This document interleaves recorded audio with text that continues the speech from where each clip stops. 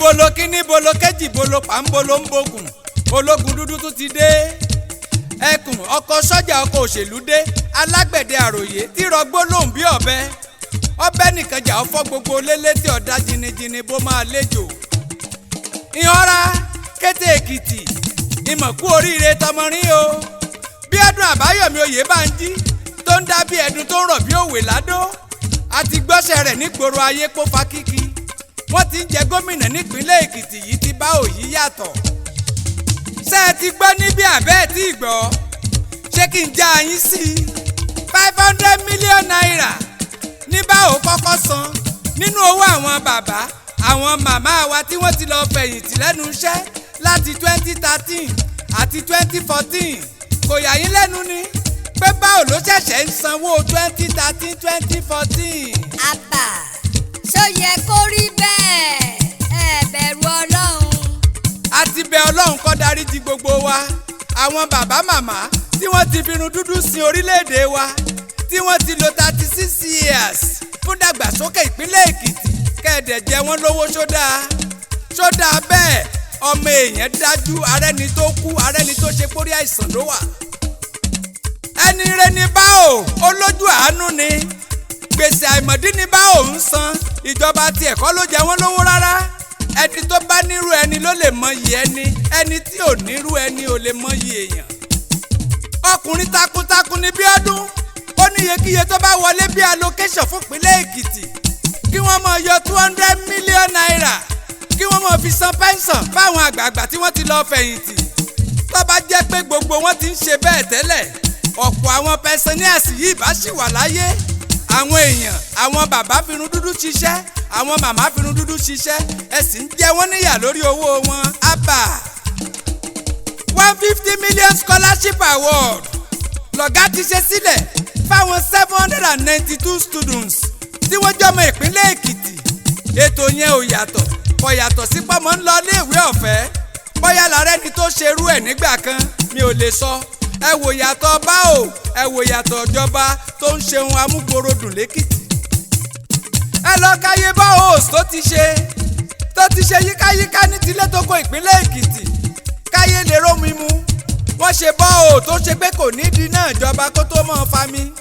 gbogbo àwọn tó ti jẹ gómìnà nípínlẹ̀ Èkìtì yìí wọ́n gbìyànjú àmọ́ ti BAO yìí yàtọ̀ jàgínní rondo ìgbà ńlá dogi alábòsí kí ló ṣe akúkú rẹni tó lè mọ̀ sọ bẹ́ẹ̀ nígboro pé kí ló ṣe BAO má wo bẹ̀ à ń jù wọ́n ò ṣe wí lẹ́jọ́ ìjà ìlara ò tán bọ̀rọ̀ kété Èkìtì tó wà lẹ́yìn odi ó yẹ kẹ́ ẹ wá wo kísà lẹ́kìtì ẹ wá wo BAO ẹ lọ wàrà tó ń dá ọmọ Èkìtì tí ò bá lè pàtẹ́wọ́ fún BAO mo fojú kan lọ́hùn kò lè dúpẹ́ oore àwa kí ọ àwa yìn ọ́ Oyèbánjí ó ń ṣe kísà lẹ́kìtì àìmọye transformers ẹ̀rọ amúnáwá tó ti rà tó pín kiri nípínlẹ̀ Èkìtì transformers tó pín nílé tó sì pín lọ sóko àìmọye òpó iná onísìmẹ́ǹtì wọ́n ń bẹ ní Bàṣírí road ẹ tún lọ sí mo fẹ́ rere kẹ́ ẹ lọ wo solar light lóríṣiríṣi náà níbẹ̀ bóyá lẹ́tí ẹ̀ gbọ́ ẹ wá gbọ́ bẹ́ẹ̀ tí ì gbọ́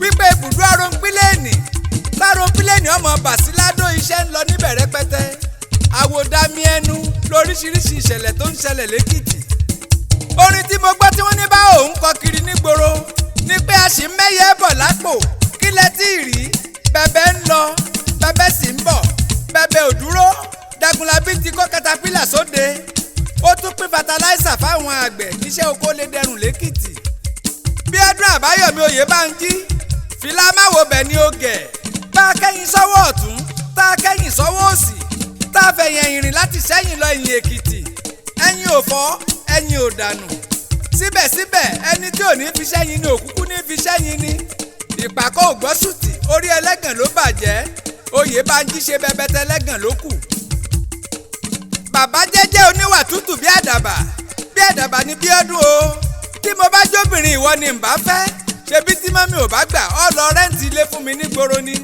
Àbáyọ̀mí Oyèbánjí ó dáa púpọ̀ ó ṣèèyàn ọ̀gá ti bẹ̀rẹ̀ iṣẹ́ ojú ọ̀nà débi tó lápẹrẹ bó ti ń ṣiṣẹ́ tó síbẹ̀síbẹ̀ kò jò òṣìṣẹ́ lówó ẹ lọ sọ́mísànjánà ẹ lọ wo iṣẹ́ tó ń ṣe ọ̀nà òun ló gba láṣẹ á lọ sájẹ́ Bándélé ẹ lọ wo bẹ̀ bí mo ti ń sọ̀rọ̀ yìí lọ́wọ́lọ́wọ́ ládó dídẹ́ ló ń dán kororo express road ló dà.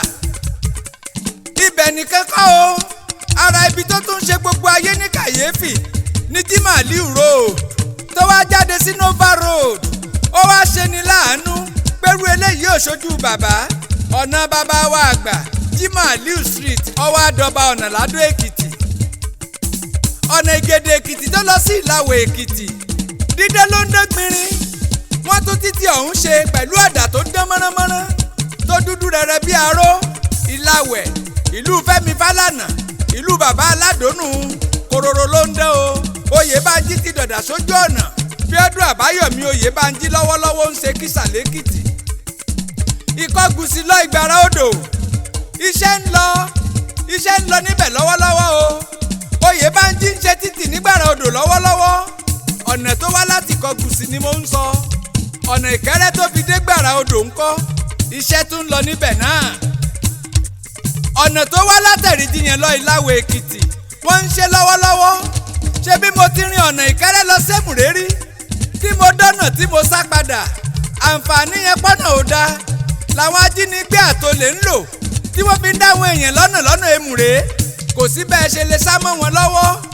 àwa dúpẹ́ Bánjí ti tú wa sílẹ̀ lọ́nà oko títí tá a fi wọ̀ gbòòrò èmùrè. kò sẹ́ranko kẹ́ranko tó dún ọ̀wù. ẹ jẹ́ ká dúpẹ́ ẹ jẹ́ ká fẹ̀mí ìmoore hàn. kí la tún fẹ́ kó ṣe ọmọ Nàìjíríà èmi la tún fẹ́ kó ṣe. ẹ tún lọ wọ̀nà Àfàọ̀ Àré Ìwòròkó Bíọ́dún tún ti la títì tó ń dọ̀dà. ọ̀nà tó tún wá lọ látàdó Èkìtì lọ Àkúrẹ́ l'Ondo State. bí Oyèbánjí ti ń ṣiṣẹ́ níbẹ̀ náà ló tún ń ṣiṣẹ́ ní mo fẹ́ rere. ẹ lọ wà gíríkì ọlọ́pẹ́ ládó Èkìtì ẹ lọ wàrà tó ń dá.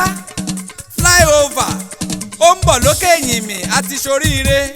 àwa ti ń rí rírọ́ kẹ̀kẹ́ rẹ̀ àti rí hurẹ̀huru hẹ́rẹ́. ìpalẹ̀mọ́ overhead bridge ó tún ti ń rọ́lẹ̀ ládó Èkìtì. mi ò lè dárúkọ gbogbo agbègbè tíjọba Oyèbánjí ti ń la títì lọ́wọ́lọ́wọ́ o.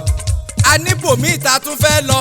kò síbi tí ò ṣe pàtàkì tó yẹ kí n dárúkọ ààyè ní ò gbà mí agogo là ń wò. Oyèbánjí lọ sílé iṣẹ́ panápaná ó béèrè ìṣòro wọn pé kí ló dé tó ṣe pé tíjàmbá iná bá ti ṣẹlẹ̀ níbìkan kì í rí wọn. kí ló dé kí ló ṣe tí ilé iṣẹ́ yín fi useless nígboro. kí ló ṣe tó ṣe pé èpè burúkú láràlú máa ń gbé yín sẹ́bí ti NEPA lẹ́kìtì. ẹni tó bá nílé iṣẹ́ wọn tí wọ́n jọ fọ̀rọ̀ jómi tó rò ọ̀rọ̀. ìgbà tó sọ gbogbo ìṣòro panápaná l'Abíọ́dún wá gbówó sílẹ̀ fún wọn. wọ́n tún gbogbo mọ́tò panápaná tó ti bàjẹ́ látọjọ́ gbọ́rọ̀ ṣe. Oyèbánjí ó tún wá ra tuntun máwọn èyí tíjọba àná ti rà síbẹ̀. Oyèbánjí o BAO ó ṣe o. ó ti tọ́jú gbogbo panápaná. ó ti tọ́jú panápaná ó náwó lé wọn lórí. ẹ́skíùsì kankan ò sí mọ́. ó fún wọn láṣọ tuntun fìlà tuntun. kòtò wọn tún dáa ju tàwọn ọlọ́kadà lọ. kò sómi kò sí táyà kò sépo nínú ọkọ̀ ó ti kúrò nínú ọ̀rọ̀. ẹ wo àwọn agbègbè àwọn ìlú ńláńlá àwọn ìlú kéréje àtàwọn ìgbèríko tí wọn ò ní náà ẹlẹ́tíríìkì láti bí ọdún 18. ara wọn ní Gbàrà odò Ẹ̀rìjiyàn ó pẹ́ tí wọ́n ti wà nínú òkùnkùn biribiri. láti gbẹ̀yìn lọ Ìkọ̀lé ó pẹ́ tí wọ́n ti níná lárámọkọ pẹ̀lú èrè ògbẹ̀yìn. ìgbà ìpolongo ìdìbò l'Oyèbánjí ti ṣèlérí pé dandan ni kí náà ó tàn láwọn agbègbè ọ̀hún tó bá yá. ó ní tí mo bá ti déjọba dandan ni ká fún yín níná o. a sì dúpẹ́ BAO ó ṣèlérí ó mú un ṣẹ. àwọn ibìkan ti ń taná lọ́wọ́lọ́wọ́ nínú àwọn ìlú wọ̀nyí. àwọn ibi tí náà tí wọn ò tí ì tàn àwọn òṣìṣẹ́ iná wà níbẹ̀.